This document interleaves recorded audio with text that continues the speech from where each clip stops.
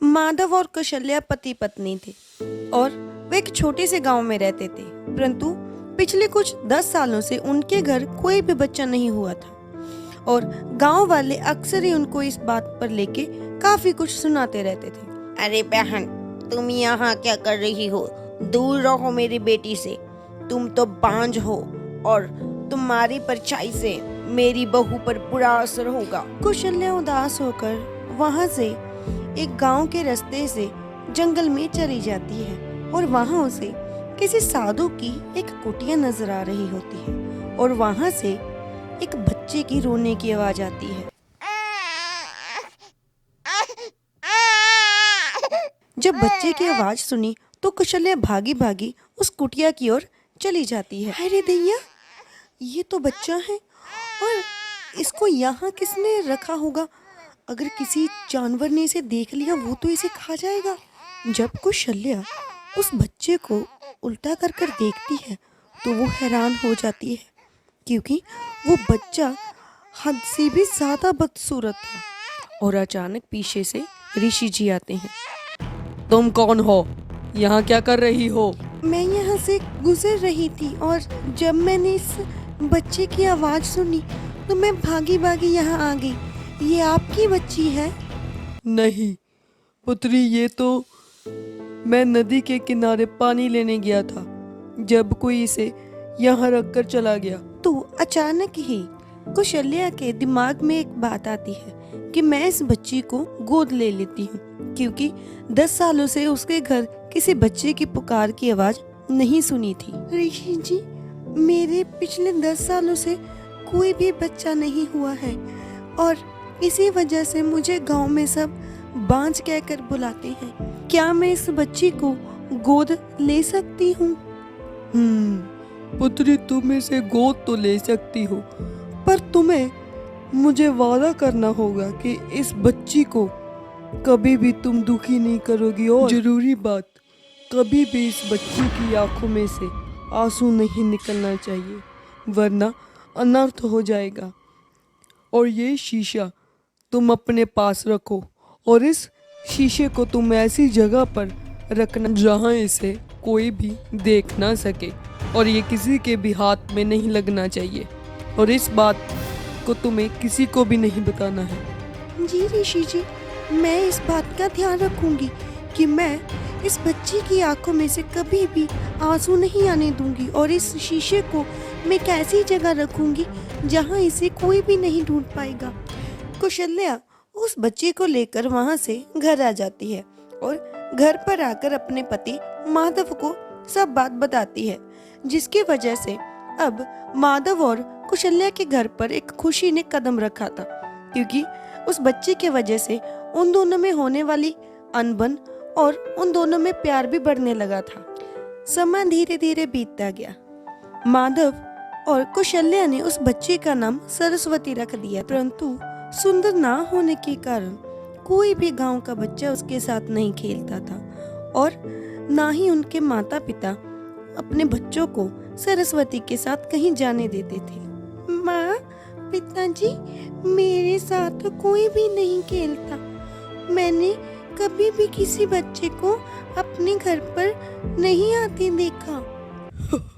मेरी बेटी, इधर आओ मेरी गोदी में। देखो, तुम इतनी सुंदर हो इसलिए तुमसे सब जलते हैं, इसलिए वो अपने बच्चों को तुमसे दूर रखते हैं क्योंकि वो तो देखने में इतने सुंदर ही नहीं है। तो इतनी बात सुनकर सरस्वती खुश होकर अपनी माँ के पास चली जाती है। परंतु कुछ सालों के बाद जब सरस्वती स्कूल जाने लग जाती है और ए चुड़ैल, चल कक्षा को साफ कर। क्या मैं तुम्हारे साथ लंच कर सकती हूँ? क्या तुम मेरे साथ खाओगी? तुमने अपनी शक्ल देखी है? तुम कितनी बदसूरत हो। तुम्हारे साथ तो मैं कभी भी नहीं खाऊंगी। और तुमने ऐसा सोच भी कैसे लिया? चल जा यहाँ से। तो जिस बात का डर था वही हुआ। सरस्वती घर आकर रोने लग जाती है, परंतु गांव में आंधी तूफान और बारिश होने लग जाती है। कौशल्या बाजार में से सब्जी लाने गई थी और जब उसने ऊपर बादलों में देखा, गांव की ओर देखा, तो वो बिल्कुल दंग रह जाती है। इतना देखते ही वो भागी भागी घर चली आती है। आज सुनते हो सरस्वती कहाँ है और ये क्या हो रहा है? इतनी आंधी तूफान। जब कौशल्या सरस्वती को देखती है, माँ मुझे कोई भी प्यार नहीं करता और आप लोगों ने भी मुझसे झूठ बोला था। मेरे साथ इसीलिए कोई नहीं खेलता क्योंकि मैं देखने में बहुत ही बदसूरत हूँ। सरस्वती बेटी तुम रो ना, ऐसा कुछ भी नहीं है। तुम्हें किसी ने जरूर झूठ बोला होगा। तो तुरंत ही कौशल्या उसी ऋषि के पास चली जाती है, उसी जंगल के रास्ते में से। परंतु दूसरी ओर सरस्वती को वही आईना मिल जाता है जो उसकी माँ ने वो एक अलमारी में छुपा कर रखा हुआ था। तेज आंधी और बारिश को देखकर कौशल्या को ऋषि जी की बताई हुई बात याद आ जाती है कि कहीं ये उसी की वजह से तो नहीं हो रहा। ऋषि जी मेरी बात सुनिए। आज वही हुआ जो आपने कहा था। मेरी बेटी आज रोई है। आपको याद होगा कुछ साल पहले आपने मुझे एक बेटी गोद दी थी, वो आज रो रही है। ये आंधी और तूफान कहीं उसी की वजह से तो नहीं? आखिरकार वो समा आ ही गया। आज उस बेटी को एक शराब से मुक्ति मिलेगी और वो आज पूरी तरह से मुक्त हो जाएगी। ऋषि जी ये आप क्या कह रहे हैं? मुक्ति? किस बात की और कैसी मुक्ति? दरअसल जो तुम्हारे पास बेटी है जिसका नाम तुमने सरस्वती रखा है, वो एक राजा की बेटी थी। कुछ साल पहले वो बहुत ही सुंदर थी और एक अमीर राजा की बेटी थी, परंतु उसकी सुंदरता को सभी लोग जब भी देखते थे तो उसकी ओर आकर्षित हो जाते थे। और एक चुड़ैल थी जिसने उसकी सुंदरता देखी और वो उसकी सुंदरता को अपने ऊपर लेके आना चाहती, तो उसने एक जादुई शीशे से उस रानी की सारी शक्तियाँ और उसकी सुंदरता अपने उस आईने में कैद कर ली। और वो शीशा तभी काम करता है जब उसे कोई रुलाता है और वो अंदर से दुखी होती है। परंतु ये उसका आखिरी जन्म था। आखिरी जन्म?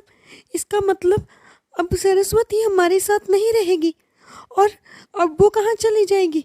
क्या वो ठीक रहेगी?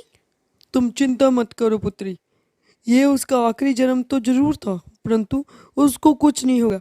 वो तुम्हारे पास ही रहेगी, परंतु अब उसमें काफ़ी हद तक बदलाव आने दिख जाएगा। तो दूसरी ओर जब सरस्वती अपने आप को उस आईने में देखती है तो वो बदलना शुरू हो जाती है और चंद ही मिनटों में वो सारी की सारी एक परियों की तरह बन जाती है। और जब वो परी की तरह बन जाती है तो अचानक ही वो शीशा टूट जाता है, जैसे कि सारी ही शक्तियाँ उस शीशे से खत्म हो जाती हैं और सरस्वती को अपना वही रूप दोबारा मिल जाता है। और ये देखकर सरस्वती की माँ और पिता बहुत खुश होते हैं। और सरस्वती, माँ देखो मुझे, मैं कितनी सुंदर हो गई।